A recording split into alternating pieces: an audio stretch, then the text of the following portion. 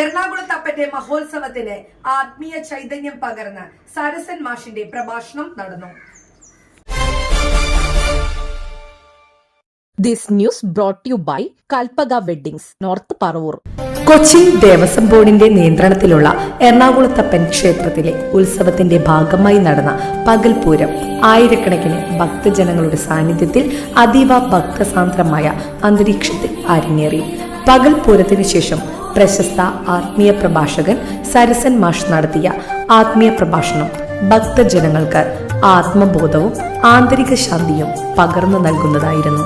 ശിവഭഗവാന്റെ മഹത്വവും ചിന്തകളും ആസ്പദമാക്കിയ പ്രഭാഷണം ശ്രോതാക്കളുടെ മനസ്സിൽ ദൈവാനുഭൂതി നിറച്ചതായി ഭക്തർ പറഞ്ഞു. ന്യൂസ് ഡെസ്ക് നാട്ടുവാർത്ത, എറണാകുളം. നമുക്ക് ശിവമഹിമയിലേക്ക് അല്പം ഞാനൊരു ശ്ലോകം ഇവിടെ ഉദ്ധരിക്കാൻ ആഗ്രഹിക്കുന്നു.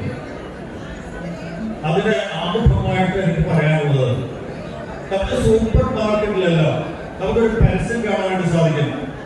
Take one, get one free, or take one, get two free.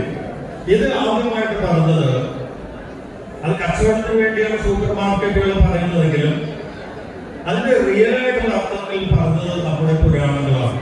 Take one get one free എന്ന് പറയുന്നത് നമ്മുടെ പുരാണങ്ങളാണ്. അപ്പൊ ഞാൻ ഈ പറഞ്ഞത് കുറച്ച് കഴിഞ്ഞിട്ട് അത് വിശദീകരിക്കുന്നതായിരിക്കും.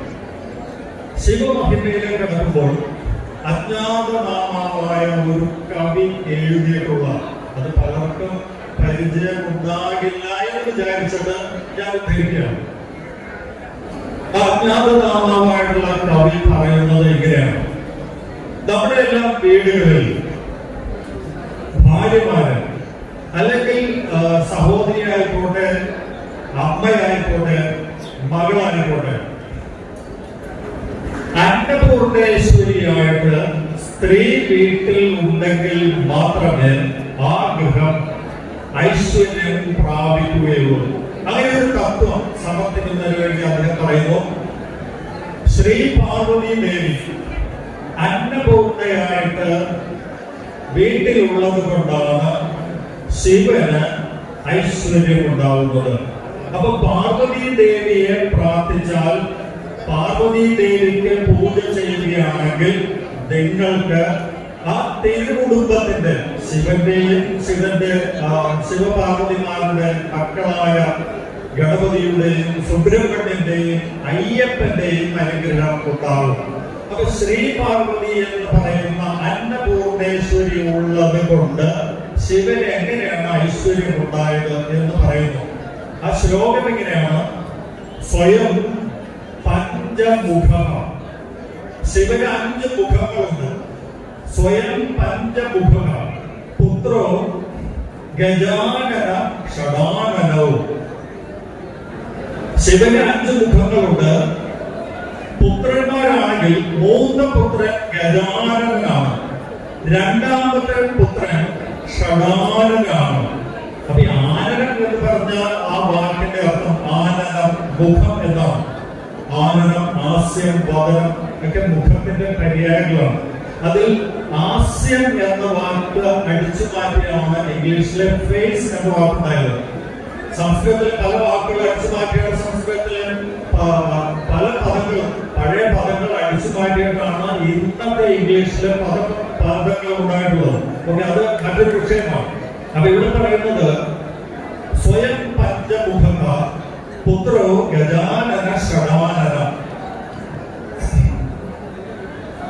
ദിഗംബരഃ കഥം ജീവ അന്നപൂർണ ന ഗൃഹേ.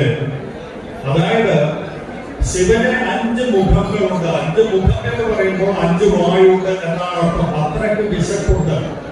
അതായത് ഒരാൾ കഴിക്കുന്നത് പോലെയല്ല ശിവനെ ഭക്ഷിക്കേണ്ടി വരുന്നത്. ശിവന് 5 മുഖമുള്ളത് കൊണ്ട് അത്രയ്ക്ക് ഭക്ഷണം കഴിക്കേണ്ടി വരുന്നു.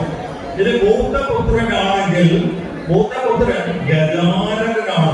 അപ്പൊ ഗജത്തിന് എത്രമാത്രം ഭക്ഷണം കഴിക്കേണ്ടി വരും? ഇനി 2ാമത്തെ പുത്രനായിട്ടുള്ള സുബ്രഹ്മണ്യനാണ് എങ്കിൽ 6 മുഖമുണ്ട്. 6 മുഖം എന്ന് പറയുമ്പോൾ 6 ആൾക്ക് കഴിക്കേണ്ടി വരുന്ന അത്രയ്ക്ക് ഭീമമായ തോതിലുള്ള ഭക്ഷണം സുബ്രഹ്മണ്യന് കഴിക്കേണ്ടി വരും. ഇത് ശിവന്റെ അവസ്ഥ എന്താണ്? ശിവൻ ദിഗംബരനാണ്. നമ്മുടെ കവികൾ നടത്തിയിട്ടുള്ള വളരെ സുന്ദരമായിട്ടുള്ള ആലോചനാമൃതമായിട്ടുള്ള ഒരു പദമാണ് ദിഗംബരൻ. എന്താണ് ദിഗംബരൻ എന്ന വാക്കിന്റെ അർത്ഥം? ദിക്കുകളാകുന്ന അമ്പലത്തോട് കൂടിയവൻ. അങ്ങനെയാണ് വിഗ്രഹിക്കുന്നത്. ദിക്കുകളാകുന്ന അമ്പലത്തോട് കൂടിയവൻ. കിഴക്ക്, പടിഞ്ഞാറ്, വടക്ക്, തെക്ക് എന്നീ ദിക്കുകളാവുന്ന അമ്പലം. അമ്പലം എന്ന വാക്കിന്റെ അർത്ഥം വസ്ത്രം എന്നാണ്. അപ്പൊ ദിക്കുകളാവുന്ന അമ്പലമാണ് ശിവന് ഉള്ളത്. അതിന്റെ അർത്ഥം മറ്റ് വസ്ത്രങ്ങൾ ഒന്നും ശിവന് ഇല്ല എന്നാണ് ടോട്ടൽ മീനിങ്.